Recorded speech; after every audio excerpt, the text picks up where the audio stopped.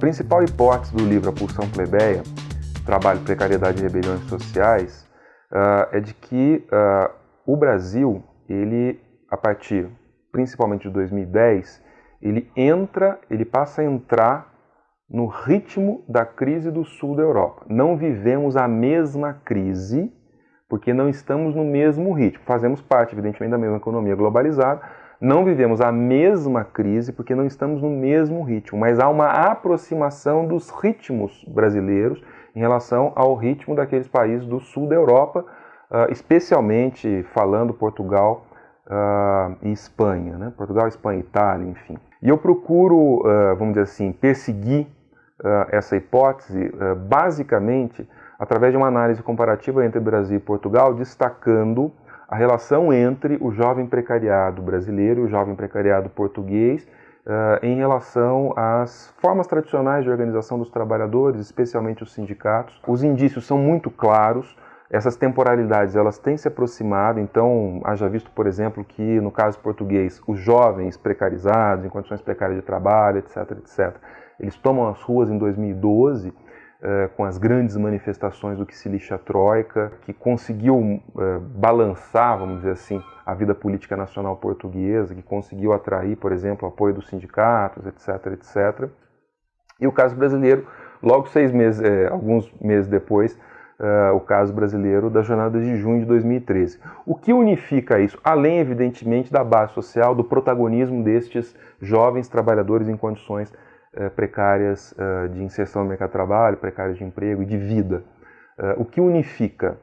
No caso português, nitidamente o que se tem é uma luta em defesa dos direitos sociais, ou seja, existe uma deterioração, por assim dizer, dos direitos, tendo em vista as políticas austeritárias impostas pela Troika, pela Comissão Europeia, pelo Banco Central Europeu e pelo FMI, um retrocesso, um recuo dos direitos, um avanço da contratualização do trabalho, um aumento enorme da insegurança, da incerteza, do desemprego, do subemprego, a generalização do subemprego que hoje, para os jovens entre 18 e 24 anos em Portugal, é a imensa e esmagadora maioria do emprego que se oferece.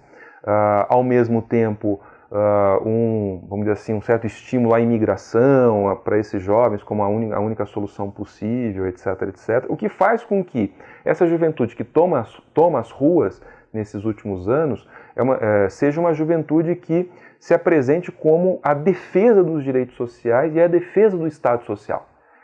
E nesse sentido, existe um certo paralelo com o Brasil na medida em que, no caso brasileiro, nós temos uma juventude que vai às ruas, e a despeito de todas as polêmicas sobre a interpretação do que aconteceu em 2013, o que ocorre de fato é a decantação das demandas em torno de três grandes palavras de ordem, ou seja, saúde pública, educação pública e transporte público de qualidade, enfim. Ou seja, uma exigência de efetivação de direitos sociais, ou seja, são todos direitos que são, vamos dizer assim, demandados e exigidos por essa massa de gente jovem, na minha interpretação também, uma massa de jovens trabalhadores, cuja maioria deles encontra-se inserida em condições precárias de trabalho, em grande parte dele trabalhando no setor de serviços, recebendo 0,5 salário mínimo, submetido a altas taxas de rotatividade, etc., etc., que sente efetivamente que eles precisam. Os direitos existem, em termos abstratos, mas existe uma diferença entre a realidade dos direitos do ponto de vista legal e a sua efetividade, a sua eficácia, a sua concretude. E essa massa se mobiliza para tentar, vamos dizer assim, aproximar essa legalidade daquilo que é a efetividade dos direitos. Essa é uma das principais tensões da era Lula, né? Por um lado, você percebe nitidamente que houve uma inclusão pelo mercado de trabalho, inclusive com formalização, que é evidentemente muito positivo.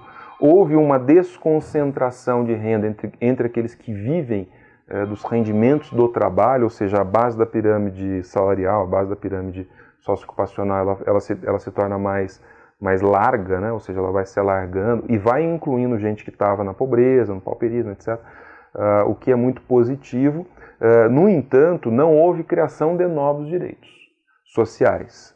mesmo aquele que seria o direito social criado, ou não criado em termos não é nenhuma novidade, mas a equiparação dos empregados, trabalhadores domésticos, aos demais trabalhadores no país em termos trabalhistas, né, não foi regulamentado, né, foi um projeto de emenda constitucional que não foi regulamentado ainda, né.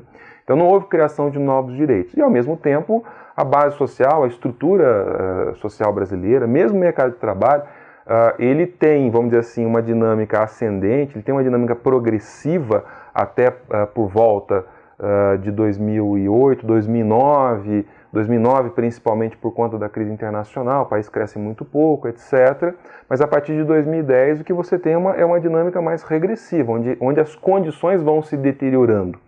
Não que haja desemprego aberto, de massas, etc. e tal, mas as condições de acesso se tornam mais exigentes, as taxas de rotatividade aumentam, o salário diminui, a distribuição do salário entre aqueles empregos formais também ele se desloca para as condições mais degradantes, ou seja, para aquele tipo de salário por tempo determinado, de 20 horas.